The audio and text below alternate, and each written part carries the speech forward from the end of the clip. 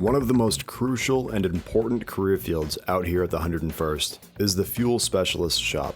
And I bet if I asked a handful of you what it is that the fuel specialists do, you would more than likely come up with the same answer. Generally speaking, you would say the same thing that I would say. The fuel specialists are responsible for refueling the aircraft on our flight line, including our KC-135s, which of course conduct mid-air refuelings all over the world. And you would be right. That is what they do. But what if I told you there's so much more to their career field than meets the eye? What if I told you that there's so much more that goes on that's vital to our mission behind closed doors that you and I don't know about? And what if I told you that two fuel specialists are stopping by here in the studio to talk to us about what it is they do in full? Two NCOs who have been in the career field for a while in detail about what their career field entails, with the hopes of educating all the rest of us. This is going to be a great opportunity for anybody who wants to know more about that career field and is generally interested in what our fellow MAINEiacs do. Of course, I have some more information for you, including a fresh new MAINEiac fact. I want to talk about the Tukey Scholarship, as well as some things to expect for this upcoming drill. I'm Technical Sergeant Andy Sinclair with the 101st Public Affairs Office here in Bangor. This is the MAINEiac Radio Show. Sit back and enjoy, and let's check out your MAINEiac headlines.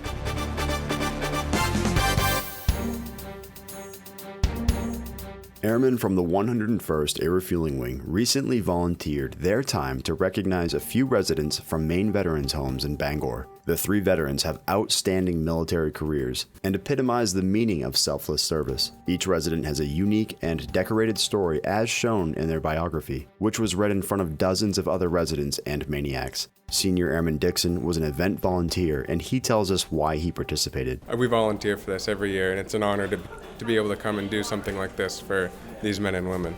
It's an honor to be able to present the colors in front of all the men and women that fought defending this flag. The recognized veterans were thrilled to see fellow residents, staff, and friends in uniform all in one room celebrating their outstanding military careers. The ceremony was followed with a handshake and personal thanks from each of our members. The firefighters of the 101st were recently awarded the Chief Master Sergeant Edward W. Walbert Award for their outstanding accomplishments and exemplary work in 2016. This award is given to the best performing unit, and our MAINEiac firefighters were honored in receiving it. Senior Master Sergeant Anaya is the station fire chief, and he tells us what a great feeling it is to receive the award. I'm proud of the guys and gals that work at the fire department. And we had a good group down there that everybody's pitched in and shared a piece of the award. I'm proud of all of them. They do a good job. They're a good group. They're all proud of what they do, and their hard work, I think, shows in their efforts. Taking the lead role in spearheading the ACES Fire Department dispatch, equipment tracking, and the Fire and Emergency Services Management tool are just some of the outstanding accomplishments they perfected. The fire department operates with 3 shifts around the clock to ensure the 101st is always safe. And that's it for your MAINEiac headlines. Keeping you up to date is our mission.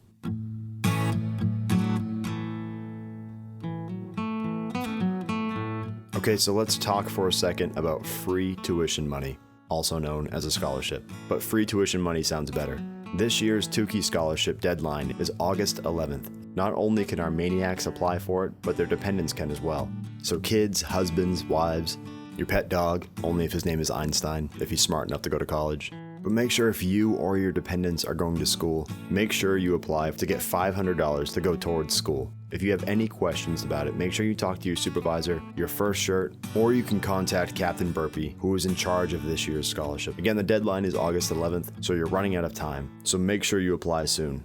Also, Todd Heasley, who is the new commissary manager, has asked that we let everybody know that this year's commissary sidewalk sale is going to be the 14th and 15th of next month. If you have more questions about that, or maybe specifically what's going to be on sale, you can talk to the personnel down at the commissary. But make sure you don't miss out on this. The commissary is an awesome benefit that we have here, so make sure you check that out. And lastly, I want to talk about this upcoming drill weekend's exercise. I can't speak on how you should prepare because we're all prepared for this exercise, right? But what I can tell you is that the dining facility is going to be limited this weekend, so make sure you bring food to munch on while you're here. And I'm not talking about Lunchables or Uncrustables, even though those are delicious. I'm talking about stuff with sustenance, proteins, calories, meal replacements, food to keep you going and energized throughout this exercise. But anyway, just food for thought. Enough ranting. It looks like our fuel specialist just showed up, so let's bring him in the studio and ask them some questions.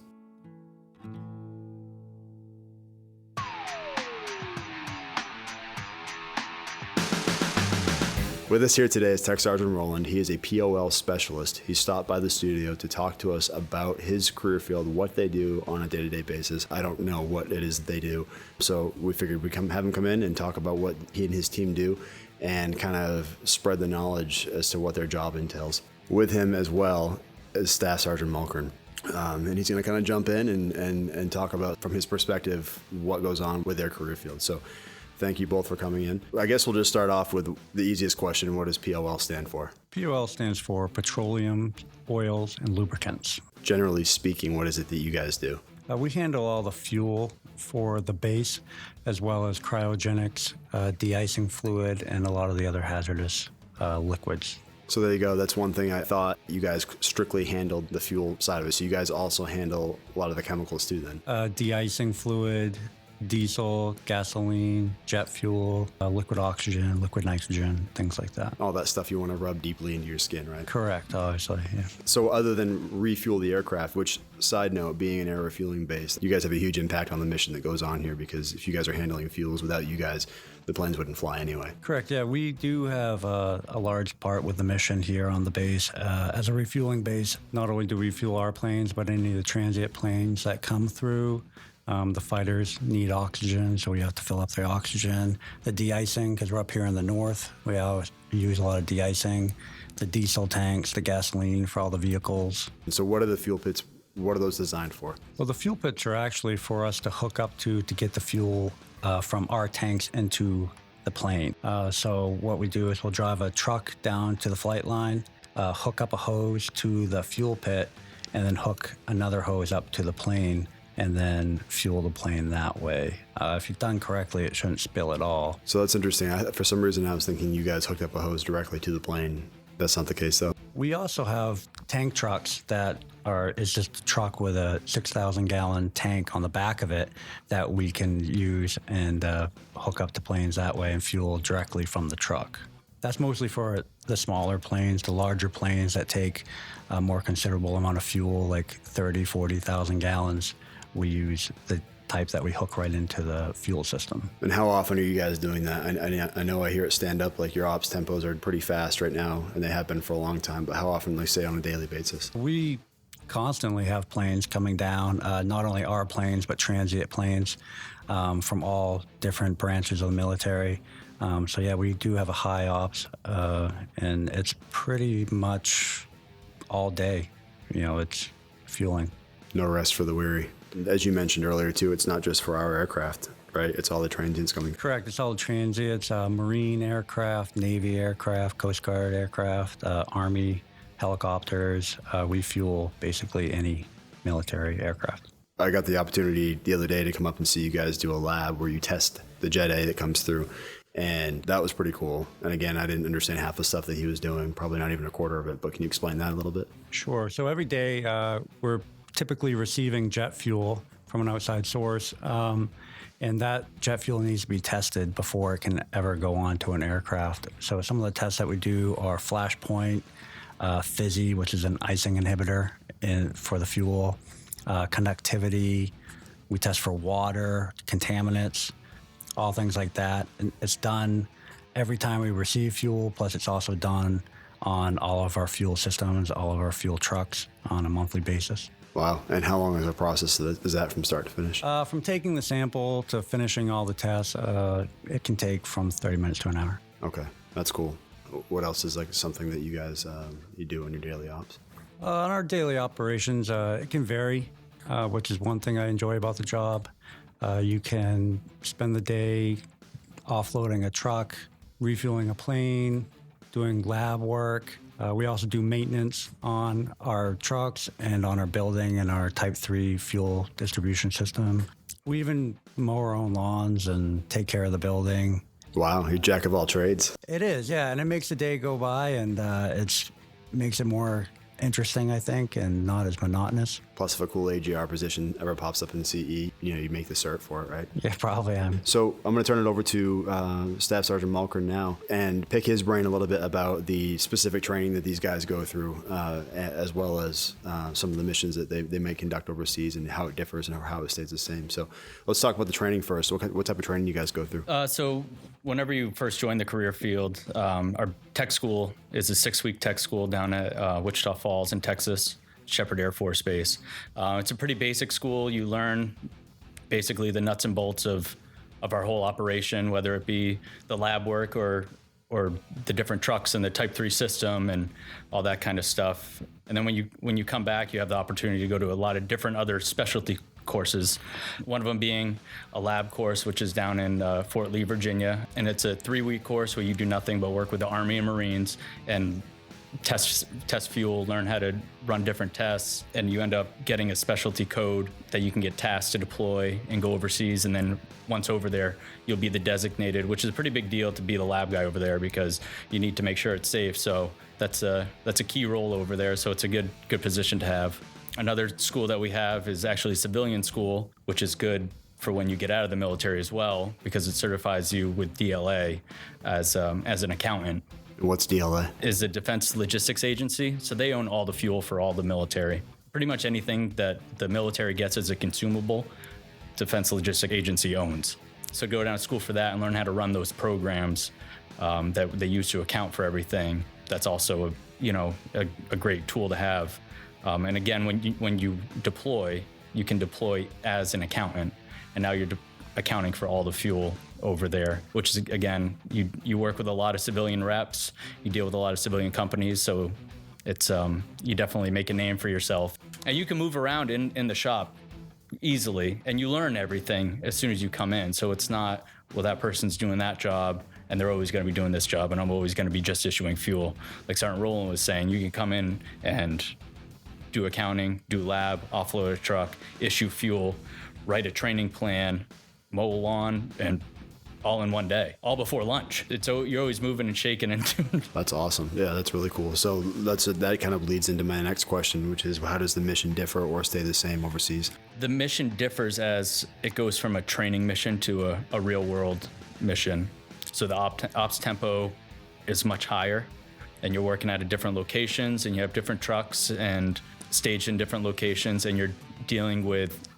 Now, you're not really dealing with the transit aircrafts that kind of come in that we talked about. We'll get a KC-10 here or, a couple fighters here or there. That's always there. So you're dealing with several different squadrons of F-16s, plus you're dealing with, CSAR helicopters, the HH-60s, plus you get AC-130s, Predators, the Reapers. Also, you're dealing with all these aircraft and on a much larger scale with a much, larger mission than what we have at home station. So it's a whole different experience. It's cool to think that you guys already have a high ops tempo here. And when you go overseas, it's almost like prepping you for that to begin with. Right. And again, when I say overseas, I'm not talking about just the Middle East. It's anywhere overseas where there's a higher ops tempo. It could be anywhere. Right. It could be Italy. That would be nice, right? Right, yeah, I'll take that any day. Yeah, so you also mentioned earlier translating your certifications into the civilian sector. What types of jobs are available in the civilian sector that equate to what you guys do? So, the most obvious job is a truck driver, which after 2 years experience here, it waives your driving test for your CDL. So all you have to take is your written test, which saves a lot of money. I think it's like $140 to go take the test, and you walk out with a Class B CDL.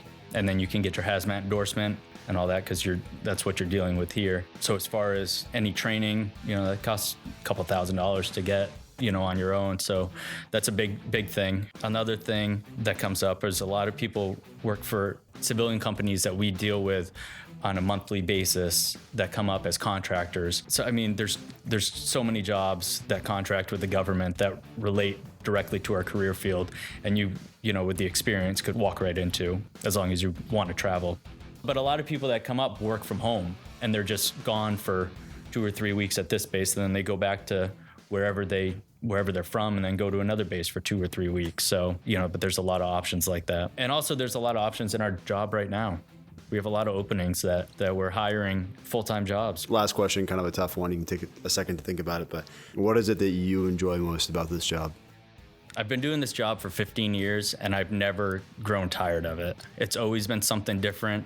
It's always a different challenge. And the people that you work with, whether it's here or overseas, are the best group of guys you'll ever meet, hands down. I'm sure Sergeant Rowland can attest to it. That's why he left the Coast Guard to come over to us. Yeah. But no, it's, you do enough of different things, you'll never get bored. It's always a good place. I think my favorite part about the job is not only the different things that we get to do every day, but also the fact that I get to be a big part of the mission here. I'm always down on the flight line. I get to deal with all the different types of planes that come in. I get to see all the different types of planes that come in. And, no matter what, every day I go down there, it's fun and it's still cool. Every day I still think it's really cool that I get to be down there dealing with the fighters and the F-22s and the helicopters and the tankers, and it never gets old to me. I still find it exciting as just like the first day I did it. I think that the fact that you feel that way about your job, that's a rarity in any sector. It doesn't matter if it's military or civilian sector. These guys, these POL, these fuel specialists, they enjoy their jobs. And when you hear the term MAINEiac customer service, these guys are at the forefront of that. So it's these guys mixed with your maintenance folks that are a big part of that MAINEiac or 101st Air Refueling One customer service. So they are one of the biggest reasons why we're known around the world for the way that we are. When they see the MAINEiac patch, they think, oh, I came through there and I got excellent customer service, and it was because of these guys. So thank you guys again for coming in, and thank you for all the eye-opening information that I definitely didn't know about. But thanks again. Thank you.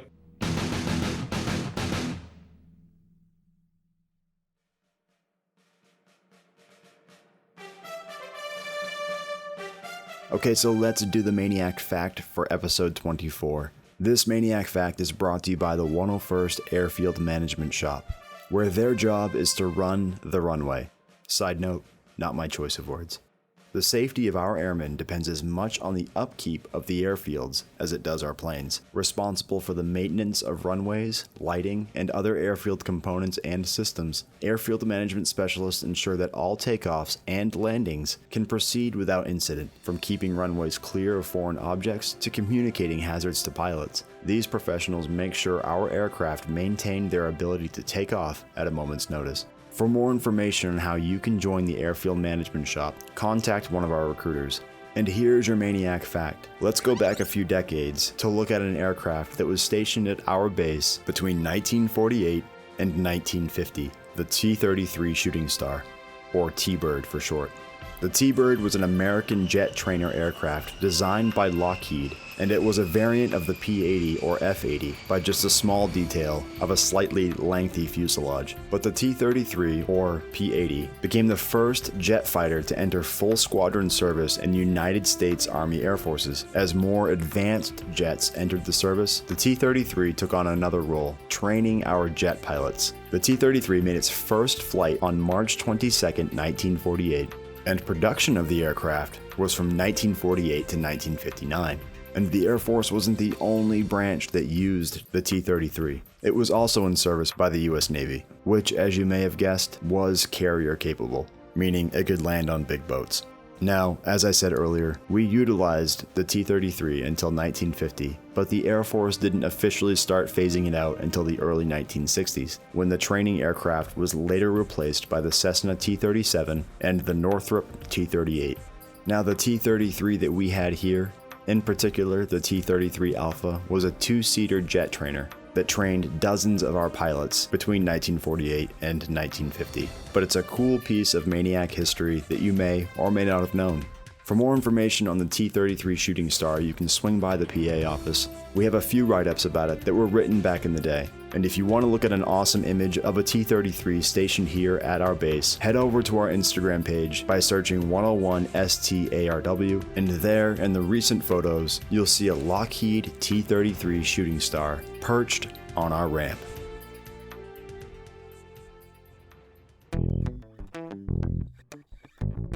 I'm sorry to say, but that's all the information I have for episode 24 of the MAINEiac Radio Show. I'm your host, Tech Sergeant Andy Sinclair with the 101st Public Affairs Office here in Bangor. Don't forget to bring food this coming drill, as the dining facility will be limited. You don't want to get hungry. As I mentioned earlier, if you have any questions about the Tukey Scholarship, contact Captain Burpee. He'd be more than willing to help you out.